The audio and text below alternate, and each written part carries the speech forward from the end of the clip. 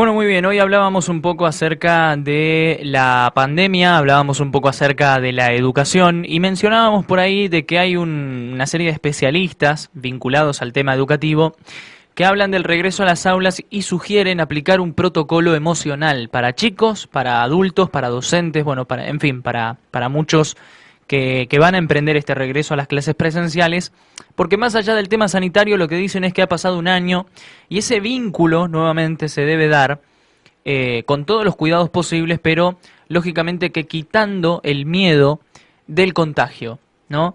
El docente, el miedo que tiene de contagiarse de los chicos y el miedo de contagiarse por los padres, por los docentes, bueno, de que haya un contagio entre los compañeros ahí del aula.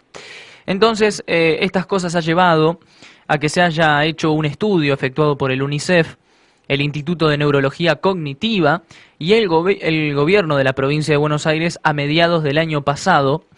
Este estudio reveló que durante el aislamiento se incrementó la irritabilidad en los niños, se volvieron muy dependientes de sus padres, expresando también este temor de contactarse con los demás, mientras que entre los adolescentes prevalecieron las sensaciones de desánimo, baja confianza en el futuro y un decaimiento afectivo. Esto se ha visto y ha ido paulatinamente incrementándose con el correr de los meses del 2020. Muchas de las emociones que van a estar dando vueltas en las aulas no es el contagio, sino el miedo social. Se instaló el cuidado desde el miedo y eso es lo que hay que regular. Esto lo dijo Marilina Rothscher, es una profesora y especialista en neuroeducación, se lo dijo a la cadena Telam, a la cadena de noticias, y estoy completamente a favor de esta declaración, ¿no? Se instaló el cuidado desde el miedo, y eso ha sido realmente algo que todos podemos ver. Todos hemos tenido en un primer momento miedo, miedo a lo desconocido, miedo a no saber de qué se trataba.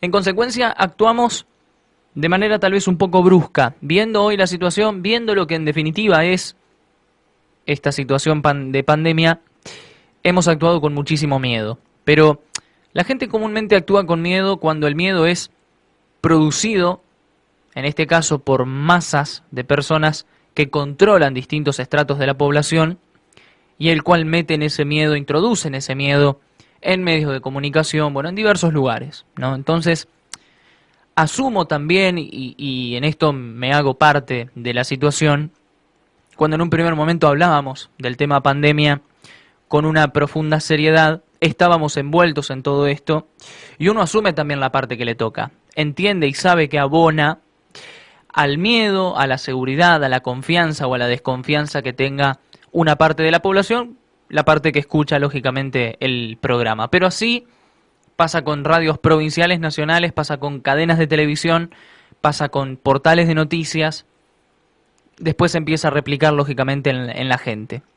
Y bueno, y este especialista en neurociencia dice que todo esto que se instaló este cuidado desde el miedo y es lo que hay que regular, esto va a generar, dice, sensaciones displacenteras y los docentes deben volver a instalar a la escuela como un espacio donde se transmitan sensaciones placenteras, donde el chico vaya a divertirse, donde el chico vaya a ser sociales y se deberá intentar abordar una forma de enseñar para que despierte curiosidad en el alumno, sin que esos miedos puedan interrumpir los aprendizajes.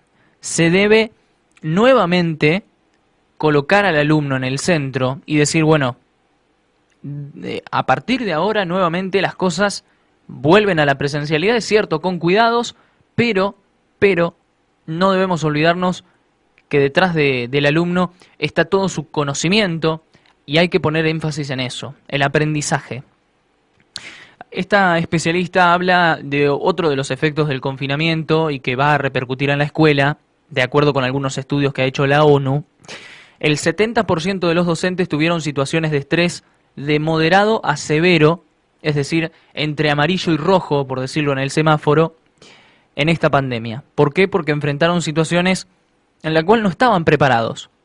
Y situaciones que van desde innovación en la tecnología, problemas en la casa, porque cada uno es cierto, hay muchos docentes ya con hijos, chicos chiquitos, problemas de pareja, digo, ha habido económicos, bueno, ha habido muchísimos problemas que han tenido los docentes, ¿no?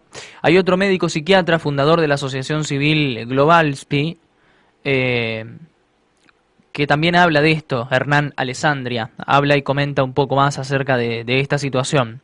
La falta de apoyo, dice, de sus padres en los chicos en la educación a distancia y la ausencia de la escuela como ese lugar donde el adolescente va a construir lazos, generó muy bajos rendimientos académicos. Y aquí también coincido. La clave pasa por construir espacios de bienestar. Se necesita, por ejemplo, dotar de herramientas tanto docentes y familias para que puedan trabajar con niños y adolescentes, ya sea desde la presencialidad como desde la virtualidad, en el fortalecimiento de las emociones, que puedan reconocerlas y que puedan gestionarlas. La respuesta ante el COVID será muy distinta en niños, chicos, chiquitos, que en adolescentes al ingresar a las aulas. Esto es lo que dicen los especialistas, es decir, el proceso de readaptación en niños será muy distinto al que tengan adolescentes al momento de volver a las aulas secundarias o terciarias y universitarias. Los primeros, en este caso los niños, al ingresar al colegio, bueno, esto dependerá del miedo que les inculquen sus familias. Porque aquí también está el otro problema. Acá pasa también el drama por, nene, tené cuidado, no toques nada, usa el alcohol, no te quites el barbijo, tené cuidado, mirá que un contagio puede ser muy grave, mirá que tenemos a tu abuelo que no, mirá que tenemos a tu papá que está trabajando, digo, se lo va a cargar de una presión muy grande al chico, se lo va a cargar de una emoción muy fuerte, que para el niño no será bueno. Y esto, insisto, lo estamos hablando desde ahora, hace un tiempo ya habíamos hablado de la realidad de la educación en España, estuvimos hablando un poco más acerca de cómo han vuelto las clases allá, estuvimos hablando de más emociones, bueno, venimos hablando de esto ya desde enero, ¿sí? Que se viene hablando y que venimos comentando este tema. ¿Por qué? Porque no podemos hablar de todo esto de un día para el otro. Venimos hablando de algunos métodos, hablamos hace un tiempo con profesionales de la salud y nos incitaron a mencionar el tema de la carragenina nasal, un spray nasal y bucal. Pero más allá de las cuestiones médicas, está también esta cuestión de fondo, emocional, psicológico. Entonces, a los chicos habrá que no inyectarlos, por así decirlo, con ese temor a un contagio, ¿no? Que el chico no vaya a la escuela con miedo de que puede luego ser portador del virus, porque su rendimiento va a bajar y mucho, porque no va a construir lazos con ninguno pensando de que me habló, tal vez estoy contagiado. El docente tiene mucho que ver en esto. El rol del docente será fundamental en este ingreso nuevamente a las aulas, en este regreso a las clases. Será realmente un papel fundamental el que tenga el profesor respecto de esta situación. Hay una psiquiatra infanto-juvenil especializada en el diagnóstico y tratamiento de niños y adolescentes con trastornos en el manejo de la conducta, se llama Andrea Abadi, y dijo que lo primero que hay que hacer es bajar el nivel de angustia de los chicos. Sabemos que no serán los transmisores del virus en la casa, ya que por estudios epidemiológicos, los lugares de contacto entre los chicos no son donde más se transmite el virus, sino son los adultos los que se los transmiten a ellos. Y qué paradoja todo, ¿no? Porque en un primer momento se decía que el chico era la persona que arrastraba el virus de un lugar para el otro, cuando ya se ha constatado y se ha demostrado que en la gran mayoría de los contagios son sus papás, son sus familiares, los que transmiten el virus y los que contagian. El niño no se da cuenta en muchos casos, tiene las defensas muy, muy altas, digo, su sistema inmunológico responde, pero todas estas cosas que han ido cambiando a lo largo de la pandemia, ¿no? Los adolescentes se verán más confiados en cuanto al regreso a la escuela, dispuestos a volver a tener esa situación de socialización. Usted me pregunta a mí, por ejemplo, en lo personal, si pretendo un regreso a la presencialidad, y mi respuesta es sí. Ya me siento hasta incluso no solo preparado. A ver, el miedo no cruza tampoco al contagio, ni mucho menos. Y esa situación de socialización, a mí por una cuestión natural, pero insisto, hay mucha gente que lo necesita, hay que tenerlo en cuenta y hay que tomarlo como una prioridad para este regreso. No se va a poder ni comer ni tomar nada mientras está en clase y va a haber que llevar un uniforme. En los recreos, por ejemplo, no se va a poder estar con otro. Digo, esto se está dando en algunas escuelas, ¿no? Donde se es muy estricto en el tema de los hábitos alimenticios, donde se es muy estricto en el tema de uniformes y bueno, y todo lo demás, ¿no?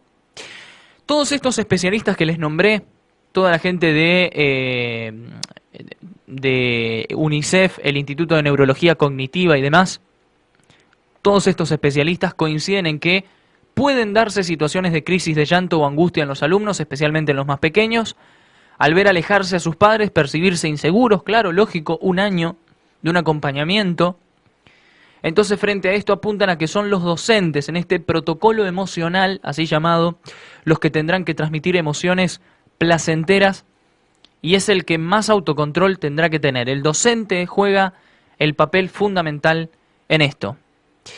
Y me atrevo a decir algo, salvando las distancias, pero me atrevo a decir algo. El rol fundamental que tuvieron los médicos en este primer año de pandemia, año 2020, si ponemos el rol fundamental, digamos, ¿cuál ha sido el personaje o el personal más importante del 2020? Médicos, sin lugar a dudas. ¿Cuáles serán los personajes fundamentales de este segundo año de pandemia? Me atrevo a decir que los docentes, que son nuevamente los que se tienen que encargar de tejer el vínculo, que no digo que sea roto definitivamente, pero que está muy dañado, entre los niños, los chicos, los adolescentes. Bueno, ahí es donde tenemos el primer problema y ahí es donde directivos y docentes tienen que estar a la altura, tienen que demostrar que la escuela está feliz de volver a encontrarse con ellos. Y ahí es donde está y donde radica el principal foco. Ahora bien, los docentes deben saber de que para esto no se necesita tecnología. Ya no necesitas tener conocimiento en Google Meet. Ya no necesitas saber cómo te conectás a una clase por Zoom. Ya no necesitas saber cómo se maneja una computadora, cómo se abre un teléfono celular y se envían todo tipo de cosas, cómo descargar una aplicación, cómo enviar un contenido, cómo rellenar un formulario. Ya no se requiere de ninguna tecnología. Lo que se requiere para esta vuelta es la astucia, es la metodología práctica, es esa pedagogía que se requiere para el momento de la vuelta a clases. Todas estas cosas se ponen en escena. Es entendible que en un primer año de pandemia un docente no haya sabido tener ciertos criterios de la tecnología, los conocimientos necesarios. Ahora bien, en esta vuelta se requiere de la recuperación de aprendizajes.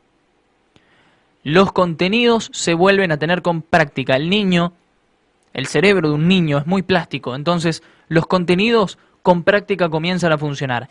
Es tarea del docente que esto suceda. Lo primero que va a haber que hacer es escucharlos. No se va a poder abrazarlos como señal de contención, pero escucharlos. Por sobre todas las cosas, escucharlos. Debate abierto, charlas, hablar con cada uno, que cuenten sus experiencias, escuchar mucho a los chicos, ver mucha risa y de esa manera pelear y dar batalla contra esta pandemia. ¿Quién les dice a ustedes si tal vez esta metodología no es incluso un poco más efectiva que una vacuna?